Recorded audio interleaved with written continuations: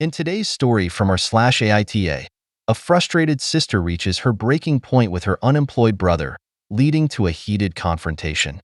Was she out of line? Or is there more to the story? Let's dive into the family drama and see what you think. Aita to tell my brother to get a fudging job? I, 35F, live in a family-owned house with my brother, 41M, my mother, 62F, and my daughter, 2F. For the last decade, my brother has been in a cycle of being employed briefly, finding reasons to hate everyone he works with, losing his job, and spending months calling my mom and I names if either of us brings up getting a job. You're a fucking cunt type of stuff. I fucking hate you. You're a fucking bitch. Etc. Long, drawn-out tirades that will last days of him throwing fits and calling names, slamming doors, and refusing to discuss anything rationally. He won't contribute to bills. He won't contribute to groceries. He doesn't do his own dishes, and half the time he throws his garbage down on the counter or floor instead of just throwing it in the trash. He just wants to be in his room on his Xbox. My mom doesn't like how he acts, but if I ever push back against him, she expresses very firmly that I'm wrong to do so because if I would just be quiet and not set him off, it would be better. Because I know when I say something that he's going to fly off the handle, and I need to keep the peace. She also says what he's doing isn't abuse.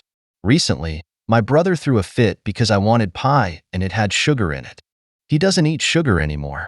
It turned into days of him yelling, slamming doors, and then giving the silent treatment. Because no one ever thinks of him. Now, on that same day, my mother also made homemade chicken pot pie, a creamy sort of biscuits and gravy dish, and there was a roast plus veggies in the fridge from the day before. There were apples, oranges, and bananas. There were even potato chips. He was not deprived. I even buy him his own tins of coffee every week. I buy myself a single tin and make it last the 2 weeks between my paychecks.